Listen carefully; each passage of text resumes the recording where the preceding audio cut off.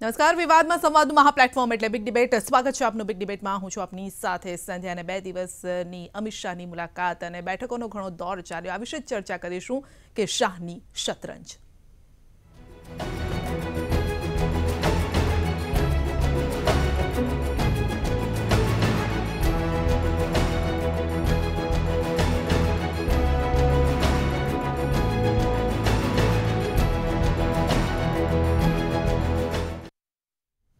તો UP sir કર્યા બાદ મોદીના ગઢ ગુજરાતમાં ભાજપે મિશન 2017 શરૂ કરી દીધું છે. ભાજપના રાષ્ટ્રીય અધ્યક્ષ અમિત શાહે સાબરમતીમાં ગઈકાલે સભા સંબોધ્યા બાદ આજે વિધાનસભામાં સંબોધન કર્યું. તો શંકરસિંહ સાથે પણ મુલાકાત કરીને રાજકીય પંડિતોને વિચારતા કરી મૂક્યા.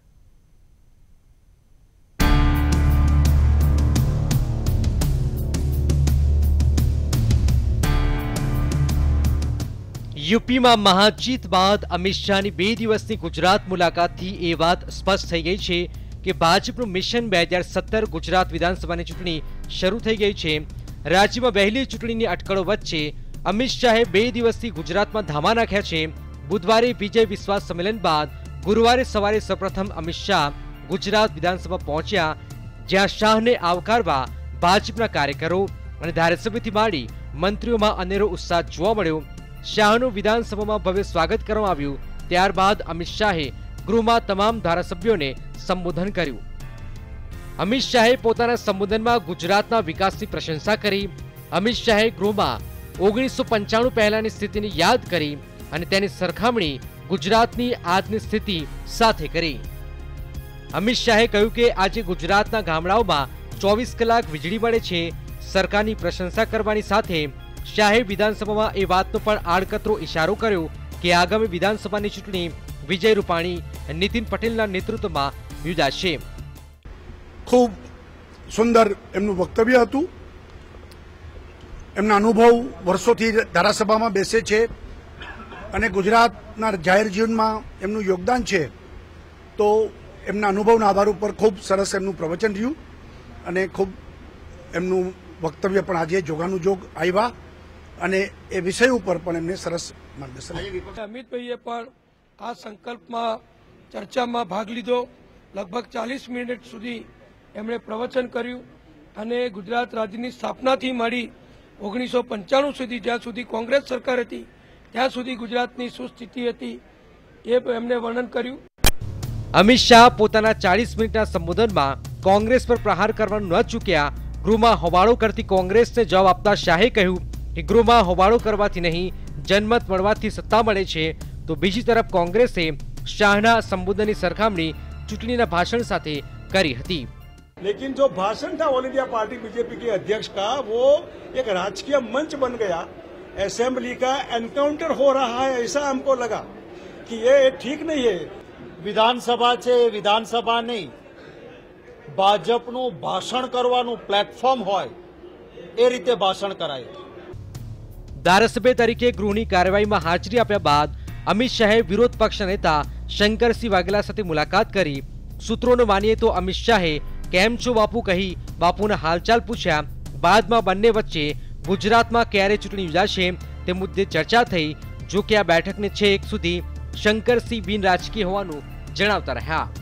इन्होंने इच्छा प्रकट की कि एक आध कप चाय हो जाए तो मेरी ऑपोजिशन कार्यालय में चाय पीने के लिए आएंगे तो क्या बात होती है क्या नहीं वो सब ओपन होगा, कोई प्राइवेट बात नहीं है. ये कट से विजिट है एक दूसरे की. एक बाजू भाजपे गुजरात तरफ फोकस वधार्યું છે તો બીજી તરફ કોંગ્રેસે મૂર્તિયા શોધવાનું શરૂ કરી દીધું છે. યુપીમાં 403 માંથી 325 બેઠક જીતનારા ભાજપ માટે પ્રધાનમંત્રીના ગઢમાં 150 થી વધુ બેઠકો જીતવાનું લક્ષ્ય છે અને આ લક્ષ્ય પાર પાડવા ભાજપના ચાણક્ય ગણાતા અમિત શાહે બ્યુગલ ફૂંકી દીધું છે. Bureau report, ETV news. तो ये मुलाकात एक बहाना है. अमित शाह અને શંકરસિંહ વાઘેલાની મુલાકાત બાદ અનેક અટકળો લગાવાઈ રહી છે. ત્યારે ભાજપના પ્રદેશ અધ્યક્ષ જીતુ વાઘાણીએ નિવેદન આપ્યું અને કહ્યું કે જો કોઈને પોતાની પાર્ટી ન ગમતી હોય તો ભાજપમાં જોડાઈ શકે છે. ભાજપ હંમેશાથી પોતાની શક્તિ વધારવામાં માને છે.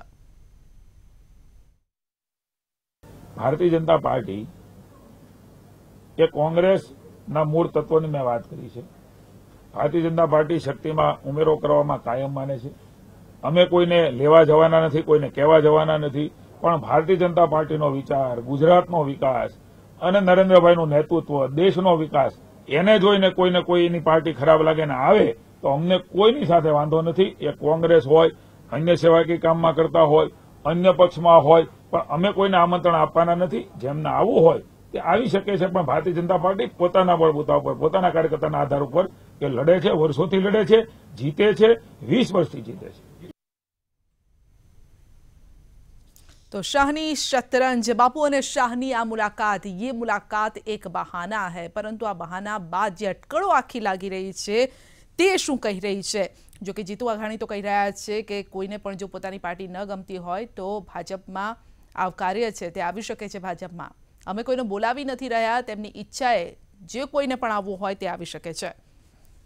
तो शक्ति वधारवामां माने छे बीजेपी तेवुं कहेवुं छे जीतू वाघाणीनुं. जो कि आज गृह में जे प्रकारे अमित शाहे भाषण आप्યું તેને લઈને પણ કોંગ્રેસે નારાજગી દર્શાવી છે અને બાપુએ તો કહ્યું કે ગૃહનું એન્કાઉન્ટર કરી લીધું હતું અમિત શાહે. આ સાથે જ શક્તિસિંહ ગોહિલ પણ એવું જો બોલ્યા કે ચૂંટણીલક્ષી આખું જે ભાષણ તેમનું દેખાઈ રહ્યું હતું, આ સાથે જ જાણે ભાષણનું આ મંચ હોય તેવું લાગતું હતું.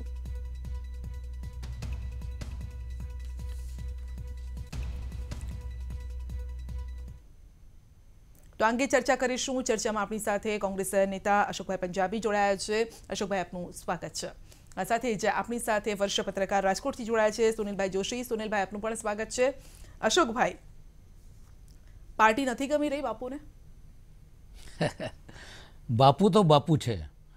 हवे आपने जोयुं हशे के चाय पीवानी इच्छा व्यक्त करी भारतीय जनता पक्षना वडाए अने तरत ज एमणे कीधुं ठीक छे, आओ स्वागत छे तमारुं. અને બંને બેસે સાથે ચાય પીધી. પણ એની સાથે સાથે ધારાસભામાં જે રીતે 40 મિનિટ સુધી ભારતીય જનતા પક્ષના અધ્યક્ષે જે ભાષણ આપ્યા છે, હવે એની વિવેચના પણ કરીને આલોચના પણ કરી કે કઈ રીતે આ ધારાસભાને, હવે ભારતીય જનતા પક્ષના રાષ્ટ્રીય અધ્યક્ષ આવતા હોય તો ગુજરાતના વિકાસની વાત થશે કે ગુજરાતના ડેવલપમેન્ટની વાત થશે, પણ ત્યાં એમને મંચને જે છે એ રાજકીય મંચ બનાવીને માત્ર કોંગ્રેસ ઉપર જ પ્રહારો કરવાનું. અને હકીકતમાં તો આપને હું એ કહેવા માંગુ છું કે ભારતીય જનતા પક્ષે જોઈ લીધું છે કે જ્યારે પણ ચૂંટણી થશે ત્યારે આ વખતે એન્ટી ઇન્કમ્બન્સી એટલી શક્તિશાળી અને મજબૂત છે કે ભારતીય જનતા પક્ષની પરાજય નિશ્ચિત છે. એ વસ્તુ, એ હકીકતના કારણે જ આજે અમિતભાઈ શાહ હોય કે નરેન્દ્રભાઈ હોય વારંવાર ગુજરાતની મુલાકાત રહી રહ્યા છે. અને એક જ વસ્તુ, કોંગ્રેસ ઉપર હુમલાઓ, જૂઠી વાતો, એમના સિવાય કોઈ કામ જ કરી શકતું નથી. એ જ કામ કરે છે. 95 પહેલાં ગુજરાતમાં કશું હતું જ નહીં, અમે આવ્યા પછી થયું. આ હકીકતની અંદર જો આપણે જવા માંગતા હોઈએ તો મને કહેવા દો, શા માટે આનંદીબેનને મુખ્યમંત્રી તરીકે ખસેડવામાં આવ્યા? શા માટે ઉનાના દલિત ઉપર થયેલા અત્યાચાર પછી હાર્દિક પટેલ જેવા નવયુવાને પટેલ ભાઈઓની લાગણી અને વેદના વ્યક્ત કરી એના ઉપર દમનનો દોર શરૂ કર્યો, અને એ પછી આઈબીની રિપોર્ટ જ્યારે ભારતીય જનતા પક્ષના વડાઓ પાસે પહોંચી કે આજે જે ચૂંટણી થાય તો ગુજરાતમાં 60 થી 65 થી વધુ સીટો ભારતીય જનતા પક્ષે મળશે નહીં. કારણ કે 150 નું લક્ષ્ય છે એ લોકો પાસે. તો અનિલભાઈ પણ આપણી સાથે જોડાયા છે, ડોક્ટર અનિલ પટેલ, નેતા બીજેપી. અનિલભાઈ, આપનું સ્વાગત છે. અશોકભાઈ કહી રહ્યા છે કે 60 થી 70 બેઠકોમાં બીજેપી સમેટાઈ જશે જો અત્યારે ચૂંટણી થાય તો, માટે હવે નવેમ્બરમાં ખસેડી રહ્યા છે.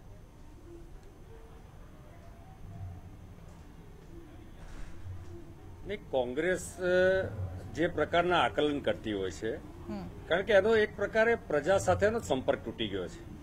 આપ જુઓ કે અમારા મુખ્યમંત્રી વિજયભાઈ રૂપાણીના આવ્યા પછી પણ જે રીતે ગતિશીલ સરકાર, પ્રગતિશીલ સરકાર તરીકે કામ કરી રહી છે, અને સાથે સાથે અમારા પ્રદેશ પ્રમુખ, યુવાન પ્રમુખ જીતુભાઈ વાઘાણીના નેતૃત્વમાં હજુ ગઈકાલનો જ આપણે દાખલો જોયો કે સંગઠનના આ કાર્યક્રમમાં અમિતભાઈના સ્વાગતની સાથે સાથે વિજય વિશ્વાસ સંમેલન, જેના ભાગરૂપે 1.5-2 લાખ કરતા વધુ લોકો આટલી ભળભળતા બપોરે આટલી ગરમીમાં આખા ગુજરાતમાંથી લોકો ઉમટ્યા છે. પરંતુ કોંગ્રેસને આનું ક્યારે અનુમાન કે ક્યારે અંદાજ આવવાનો નથી, કારણ કે ગરીબ માણસો સાથેનો સંપર્ક છૂટી ગયો છે. કોંગ્રેસ, અશોકભાઈ, અશોકભાઈ મને એક 2 મિનિટ સાંભળજો. કોંગ્રેસના જે પ્રકારના કાર્યક્રમો છે અને તદ્દન નકારાત્મક રાજનીતિ, જુદા જુદા સામાજિક આંદોલનના નામે પોતાની ખીચડી પકવવા માટેનો કોંગ્રેસ જે પ્રયાસ કરી રહી હતી એને ગુજરાતની જનતાએ જવાબ આપ્યો છે. ગુજરાતના વિકાસનું મોડલ એ ગુજરાતની પ્રજાએ તો સતત સ્વીકાર્યું છે છેલ્લા 12-14 વર્ષમાં, સાથે સાથે દેશની જનતાએ પણ સ્વીકાર્યું છે અશોકભાઈ. એટલે મુગેરીલાલ કે હસીન સપને જોવાનું કોંગ્રેસ છોડી દે. હજુ કોંગ્રેસ પોતાનો નેતા કોણ એ તો નક્કી કરો. જી હવે તમને કહું અનિલભાઈ, હું નથી કહેતો, અમિત શાહભાઈ કાલે કહી ગયા છે કે આવતી ગુજરાતની ચૂંટણી જે છે વિજયભાઈ રૂપાણી ને પહેલા નીતિનભાઈ પટેલની આગેવાનીમાં બેના નામો કેમ આપ્યા? એમાં જો તાકાત હોય તો કોઈ એક નામ કહે ભારતીય જનતા પક્ષ કોની આગેવાનીમાં. તમે બીજા ઉપર તમે લાંછન કરતા પહેલા પોતાની જાતને તો જુઓ કે તમે પોતે ક્યાં છો.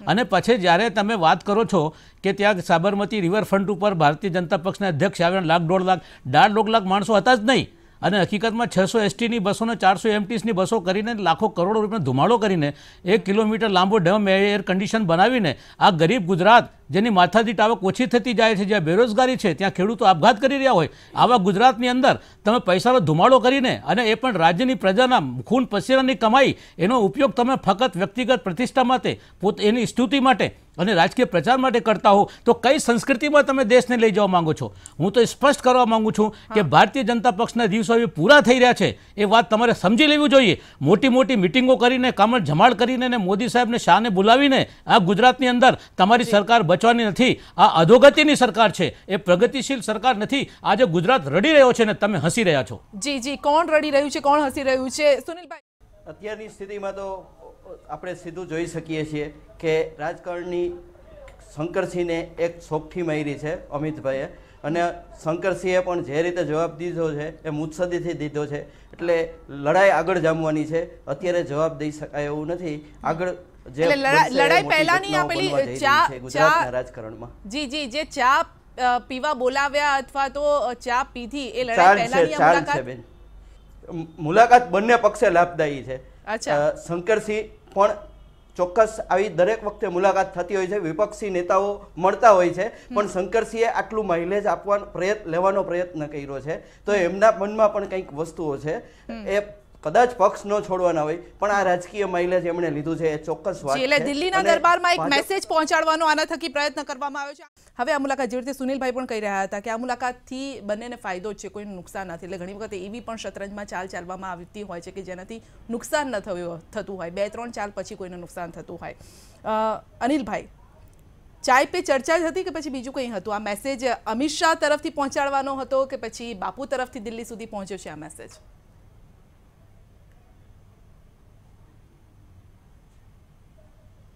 સંધ્યાજી, આમાં મૂળ વાત એ છે કે આ એક પ્રકારનો શિષ્ટાચાર છે. પક્ષ અને વિપક્ષના લોકો આ રીતે મળતા હોય છે, ભોજન સમારંભ પણ થતો હોય છે. આ તો ચા સાથેની મુલાકાત થઈ. સાથે સાથે શંકરસિંહ બાપુ સાથેના અમિતભાઈના સંબંધો, અમારા રાષ્ટ્રીય પ્રમુખના સંબંધો એ આજના નથી, વર્ષો જૂના છે.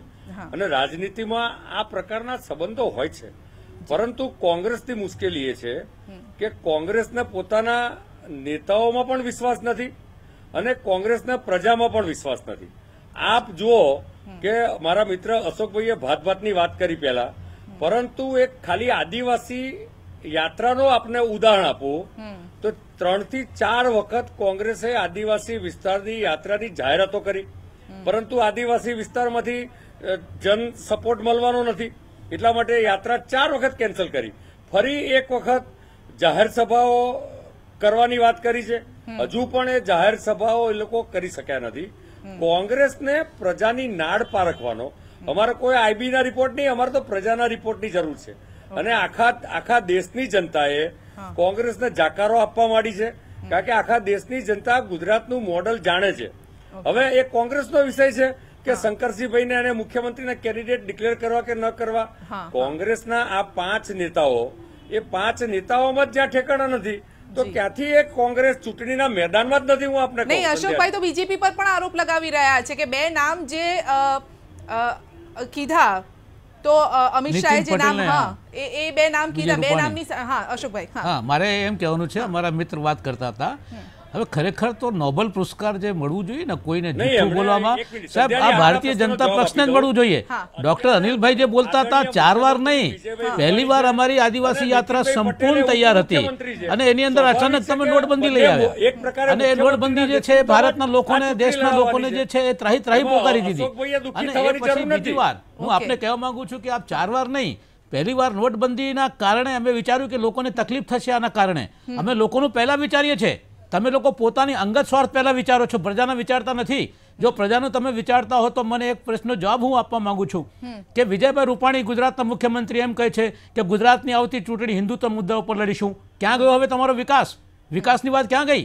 વિકાસનું ખાલી નામ લો છો તમે, હકીકતની અંદર. ટૂંકમાં જવાબ લઈશું અનિલભાઈ પાસેથી. જી, કયા મુદ્દે ચૂંટણી લડાશે હવે બીજેપી પર પણ સવાલ? હા હા, જવાબ આપો. જી, મારા મિત્ર અશોકભાઈ હાજી, મારા મિત્ર, આપ જાણો છો કે ગુજરાતના મુખ્યમંત્રી શ્રી વિજયભાઈ રૂપાણી છે ને ઉપમુખ્યમંત્રી નીતિનભાઈ છે.